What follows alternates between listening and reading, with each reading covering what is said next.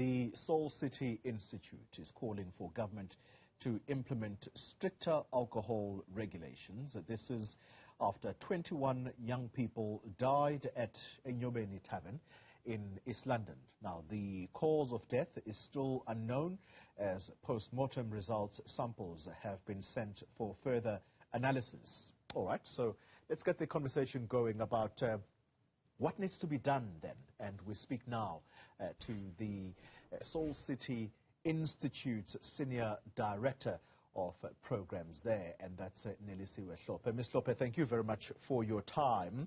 I have heard what you are calling for, just reading other media reports, and that is that we perhaps need to re-look at the laws in order to protect young people from being exposed to alcohol, because then abuse occurs.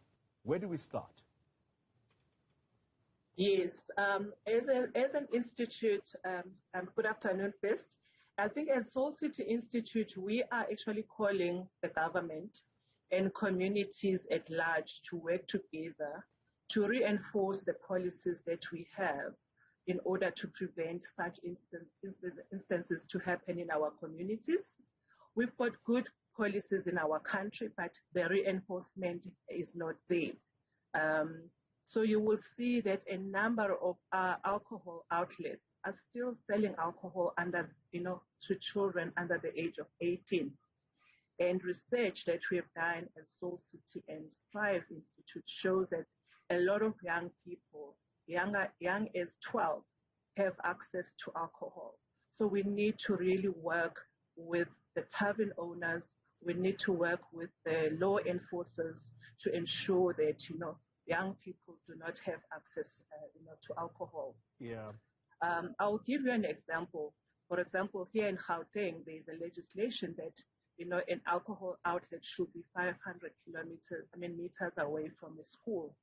But in our campaigns that we've done over the years, it shows that a lot of schools or some of the taverns or alcohol outlets are still located even 200 meters away from the school. So it does have an impact on the safety of young people and especially children. Yeah. So what we've seen in East London is really a reflection of our country, of our policies not being reinforced.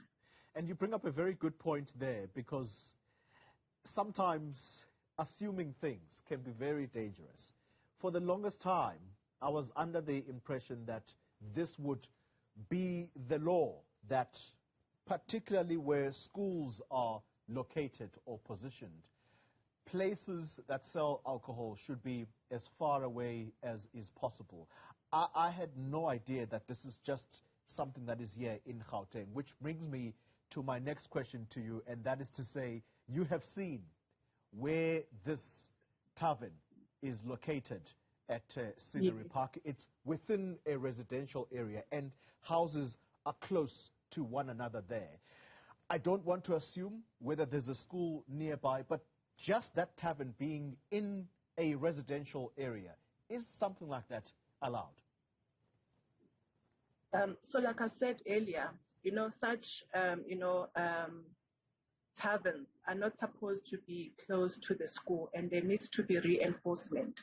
So what we've seen, even in our campaign when we did alcohol-free schools, so we have a program called Soul Buddies Club, where we were encouraging children to participate in making sure that their schools are safe and there's no alcohol, outlets around their school.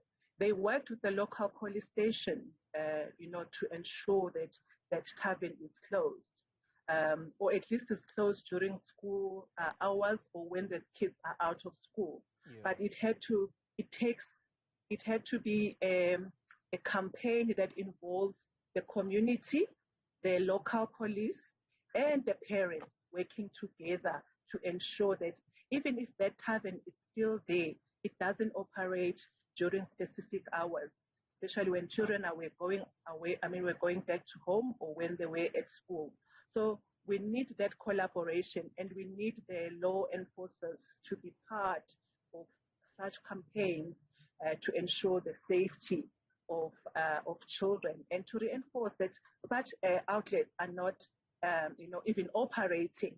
So what we've seen over the years is that, unfortunately, in our black communities, your townships, your rural communities, reinforcement is not happening. Yeah. But when you go to your more suburban areas, you find that there is those reinforcements. So I think your community forums, community policing forums, your community structures, they need to work together closely with your local police stations to ensure the safety and to regulate these, outlets as well.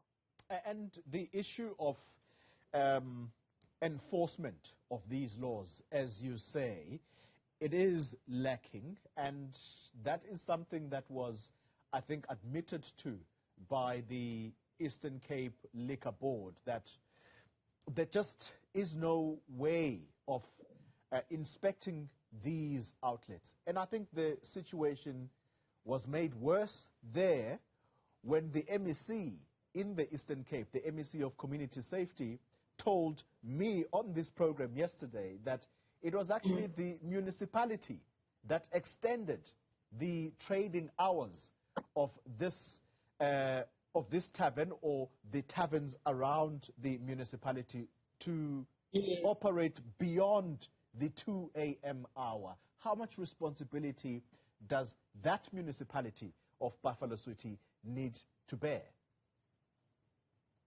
Yeah. So I think for me, it just shows, the different stakeholders that are involved in the reinforcement, that they don't seem to be speaking to each other, but also a lack of holding those structures accountable. Because they, as the liquor board and also the municipality bylaws, there have to be some consultations that are involved in extending, the hours of, providing alcohol. So it just shows the incident that has happened. It just shows the lack of collaboration, the lack of holding the various, stakeholders accountable in terms of, regulating and reinforcing some of these laws. I mean, one other bill, the Bella bill that is now, in place, which is about allowing alcohol to be sold in schools, as if they have events. So for me, such legislation is also reinforcing, the increase in alcohol consumption, and also exposing young children or young people to alcohol. Issues of advertising as well. We see a lot of advertisers targeting young people to make alcohol like a cool thing to do. So we need to work in a collaborative manner as different stakeholders. That will include your communities, that will include your municipalities, that will also include your law enforcers and the bylaw enforcers in the different communities. It can't just be parents' responsibility. So we're seeing this incident as actually a failure as a country to reinforce these laws that we have, and to ensure safety of our children, of our young people. So we really need to work closely together. I think this is a wake-up call, to reflect as a society, as South Africans.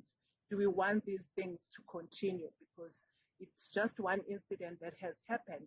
We know there could be other incidences that are coming or that are happening. Maybe they have not been reported. Yeah. So we really need that collaboration and working together to reinforce the laws. Nelisiwe Hlophe, let me thank you very much for your time. Soul City Institute's Senior Programs Manager, giving us their take on what needs to be done to prevent such an occurrence happening again. And she touches on the issue of advertising.